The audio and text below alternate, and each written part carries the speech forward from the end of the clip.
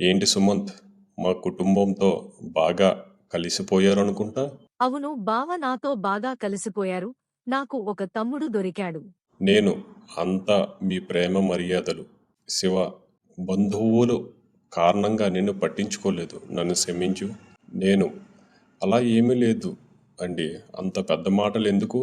వసంత, తమ్ముడు అంతా ఈజీగా క్షమించకూడదు. ఏదో ఒక పనిష్మెంట్ ఇవ్వు. శివ, ఏంటే ఏమో అంటున్నావు?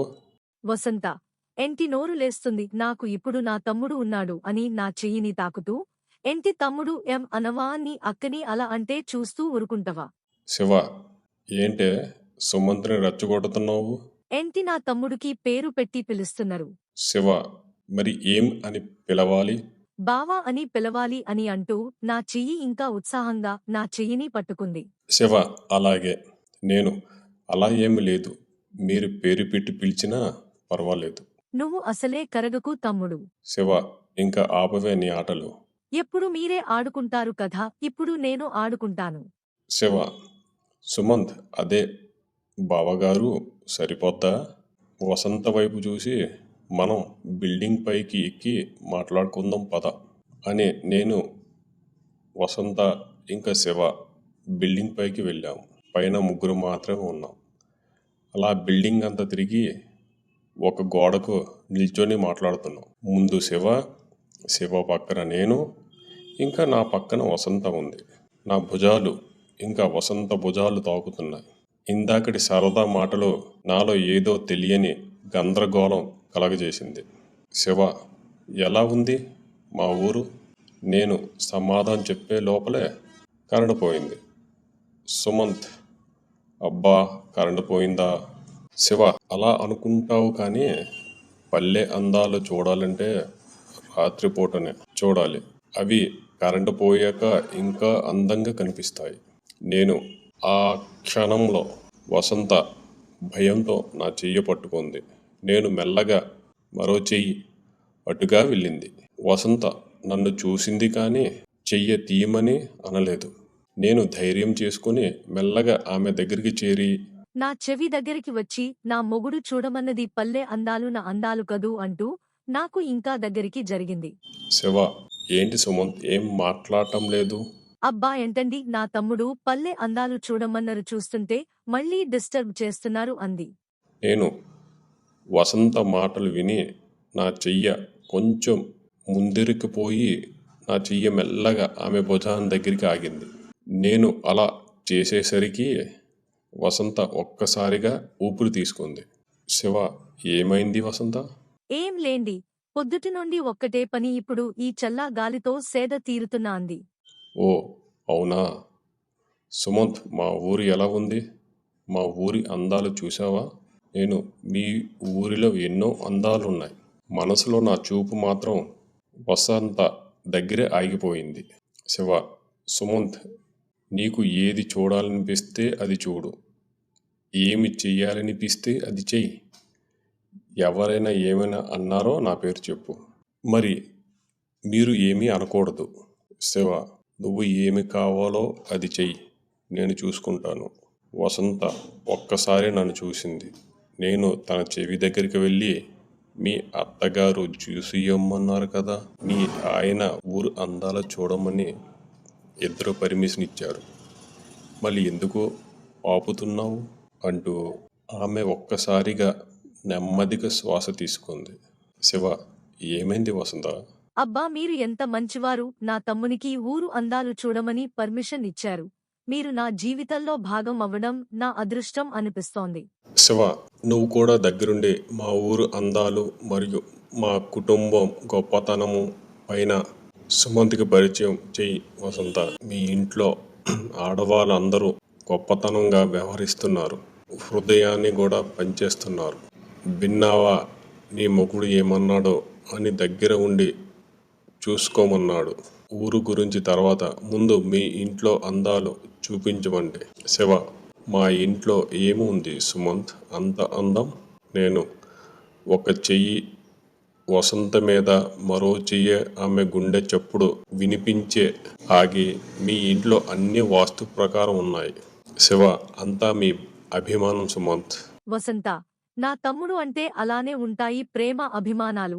ఇంకా నాది ఏముంది తమ్ముడు, మా ఆయన పెర్మిషన్ ఇచ్చాక నేను నిమిత్తామత్రురాలని, మా ఆయన అనుమతిచ్చిన తర్వాత నేను మరింతగా పంచుకుంటాను. అది నా పెళ్ళమంటే. నేను మనసులో ఇంకా ఆమె పైన హక్కు చూపించాల్సిందే. అయినా వసంత నాతో ఇప్పుడు పూర్తిగా మమేకం కావాలని లేదు. ఇటు ఆమెను గట్టిగా ఆలింగనం చేస్తూ ఒక చిరునవ్వుతో తల ఊపింది. ఇంతలో శివకి ఫోన్ వస్తే మాట్లాడుతున్నారు. ఏంటి, లోపల రానివ్వవా? నాకు పెట్టుకోవాలని ఉంది, కానీ మా ఆయన ఉన్నాడు. నేను తన చెవిలో నెమ్మదిగా, మన ఇద్దరము ఇప్పుడు ఒకే తాపంలో ఉన్నామన్నమాట. వసంత, నువ్వు చేసిన పనులకు నాలో ఏదో రగిలింది తమ్ముడా. నేను తననే ముందు నుంచి నెమ్మదిగా చుట్టుకున్నాను. ఒక నిశ్శబ్దతో ఆమె శ్వాసని ఆలకించాడు. వసంత, అరే పక్కనే నా మొగుడు ఉన్నాడు.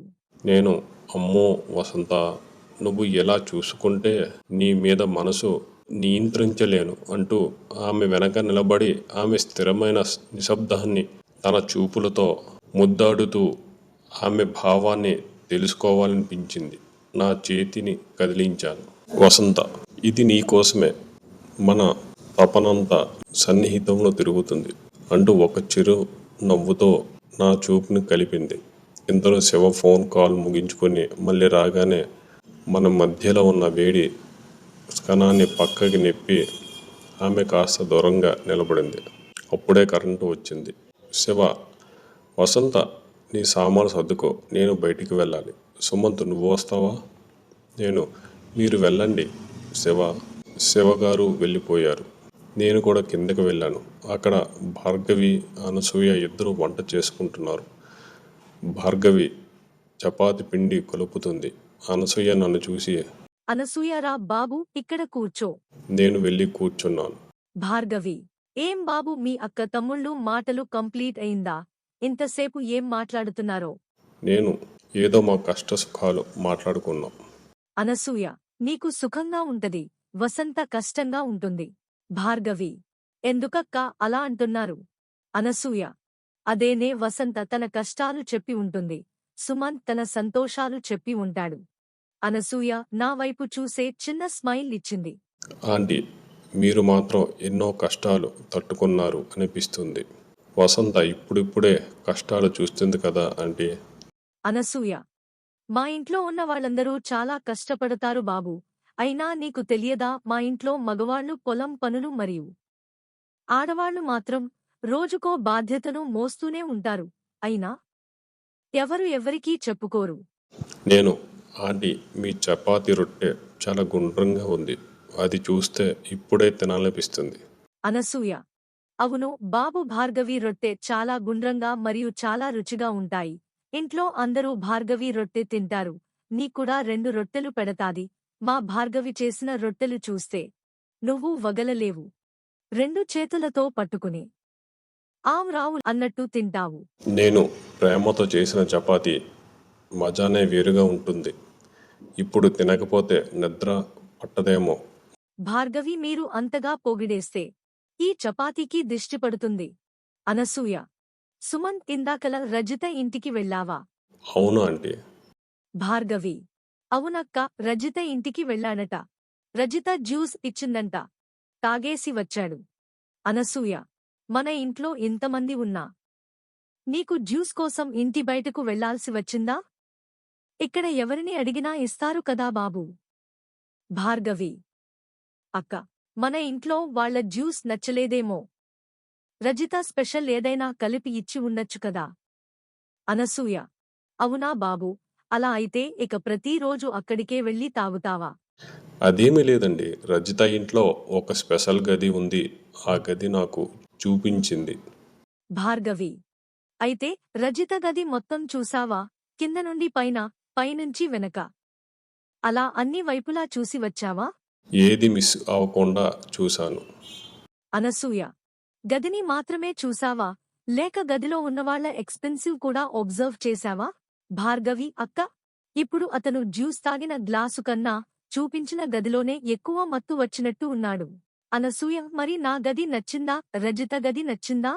భార్గవి, అక్క, నీ గది చూపించావా? అనసూయ, అవును, తెల్లవారు చూపించాను. భార్గవి. మొత్తం చూశాడా లేక మధ్యలో వచ్చేశాడా? మొత్తం చూస్తాను. మధ్యలో ఎందుకు ఆపేస్తావు? అనసూయ లోపల నుండి బయటకు అస్సలు రాలేదే భార్గవి. భార్గవి. నువ్వు చాలా అదృష్టవంతుడివి బాబూ. మా అక్క గది చూశావు అంటే. ఇంతలో వంశీ వస్తే వంశీ నేను అలా బయటికి వెళ్ళాం. మేమిద్దరం అలా మాట్లాడుకుని భోజనం టైంకి వచ్చాం. అందరూ కలిసి భోజనం చేసిన తర్వాత సింధు నా దగ్గరికి వచ్చి ఇంటికి వెళ్ళాక ఈరోజు తొందరగా స్టార్ట్ చేద్దాం. నీకు నిద్ర వస్తుందని చెప్పి బయలుదేరు. నీ వెనక నేను వచ్చేస్తాను. నేను మీ ఆయన రాడా? మా ఆయనకు ఇక్కడ పని ఉంది. అతను ఇక్కడ పడుకుంటాడు. అయితే రాత్రి ముచ్చట్లు చెప్తూ చాలా సమయం గడిపేద్దాం. నేను వంశీకి పిలిచి నాకు నిద్ర వస్తుంది, నేను వెళ్తాను. వంశీ అలాగే ఈరోజు కూడా సింధు వాళ్ళ ఇంట్లో వెళ్ళి పడుకో. నేను ఓకే, నేను బయలుదేరుతాను అని సింధుకు చెప్పాను. సింధు నేను కూడా వస్తాను ఆగు సుమంత్. అనసూయ వచ్చి సింధు మేఘన కూడా తీసుకువెళ్ళు. మేము ఇద్దరం ఒకరి ముఖాలు ఒకరు చూసుకున్నాం. అనసూయ ఏమైందే అలా చూసుకుంటున్నారు? ఇక్కడ ప్లేస్ సరిపోవట్లేదు, అందుకే మేఘన తీసుకువెళ్ళమంటున్నాను. సింధు అలాగే అమ్మా. ముగ్గురం కలిసి సింధు వాళ్ళ ఇంటికి బయలుదేరాం. సింధు మేఘన ఒక స్కూటీలో వెళ్ళారు, నేను నా బైక్లో. ఒక 10 నిమిషాలు సింధు ఇంటికి చేరుకున్నాం. ముగ్గురు ఎదురెదురుగా కూర్చొని మాట్లాడుకుంటున్నాం. సింధు. వదిన మానస ఎలా ఉంది? మేఘన కొత్తది కదా, కొద్దిగా టైం పట్టుతుంది, అలవాటవుతుంది. సింధు. నేను నిన్న వచ్చేసిన తర్వాత ఏమైనా ఇబ్బంది పెట్టిందా? మేఘన. లేదు, బాగానే అడ్జస్ట్ అయింది. నేను దేనికి అడ్జస్ట్ అయ్యింది? మేఘన. నిన్న జరిగిన పూజా కార్యక్రమానికి. అదేంటి పూజ వాళ్ళిద్దరూ చేసుకుంటారు కదా. సింధు. మా ఇంట్లో ఒక సంప్రదాయం ఉంటుంది, అది పాటించాలి కాబట్టి అలా చేశాం. నిన్న కూడా ఒక విషయం మధ్యలో చెప్పి ఆపేశాం, ఇప్పుడు చెబుతావా? నా మనసులో ఒక చిన్న అనుమానం. ఇక్కడ ఏదో జరుగుతుంది. ఆ మౌనంలోని ఏదో రహస్యం దాగుంది, దాన్ని కొనుక్కోవాలి. నేను సింధు వైపు చూసి, వంశీకి ఊర్లో లవర్స్ లేరా? సింధు. ఆడికి లవర్స్ ఎక్కడా, వాడికి ఇంట్లో ఉండే వాళ్లే చాలనుకుంటాడు. మేఘన. లవర్స్ ఉన్నారని బయట చెప్పుకుంటారా? లోపల లోపల చేసుకుంటున్నా. అయితే మీకు ఉన్నారన్నమాట. మేఘన. నాకెవరు ఉంటారు? నాకైతే ఎవరు లేరు. మీరు అబద్ధం చెబుతున్నారు. మేఘన. నాకైతే లేరు, కానీ సింధుకి ఒకప్పుడు ఉండేవాడు. నేను సింధు వైపు చూసి, మీకు లవరు ఉండేవాడా? సింధు. ఒకడుండేవాడు. డైలీ రోడ్డు సెవర కూర్చుని నేను కాలేజీకి వెళ్తుంటే వెనక వెనక వచ్చేవాడు, నవ్వుతూ చూస్తూ. మరి తర్వాత? మేఘన. ఇంకేం జరుగుతది, తనకి కాలేజ్ మధ్యలోనే మంచి సంబంధం వచ్చిందని పెళ్లి చేశారు. మేఘన. సిటీలలో అయితే సినిమాలకి వెళ్ళొచ్చు, షాపింగ్కి వెళ్ళొచ్చు, ఎక్కడబడితే అక్కడ వెళ్ళొచ్చు, ఎవరు ఏమీ అనుకోరు. అదే పల్లెటూరులో అయితే ఏమీ ఉండదు. మీకు చాలా ఎక్స్పీరియన్స్ ఉంది అనుకుంటా ఆ విషయంలో. సింధు. అవును సుమంత్, ఆ విషయంలో మేఘన మంచి ఎక్స్పీరియన్స్ ఉంది. సింధు, నీకు ఏం కావాలన్నా మా వదిన బాగా నేర్పిస్తది. మేఘన. ఈ కాలంలో ఎవరు ఎవరికి నేర్పాల్సిన పని లేదు, అందరూ తెలుసుకుంటున్నారు. సింధు. అలా కాదు వదిన, నీకు ఎక్స్పీరియన్స్ ఉంది కదా అని చెప్తున్నాను. మేఘన. ఏముందిలే సింధు, నీ ఎక్స్పీరియన్స్ ముందు మేము ఎంత. నేను మధ్యలో దూరి, మీ ఇద్దరు కలిసి నన్ను నేర్పించండి, నేను నేర్చుకుంటాను. మేఘన. మేమిద్దరం కలిసి నేర్పితే నువ్వు తట్టుకోలేవేమో. సింధు. అతను భయపడడు వదిన, బాగా నేర్చుకుంటాడు. సింధు. సుమంత్, నీకు వెచ్చని పాలు తీసుకురావా?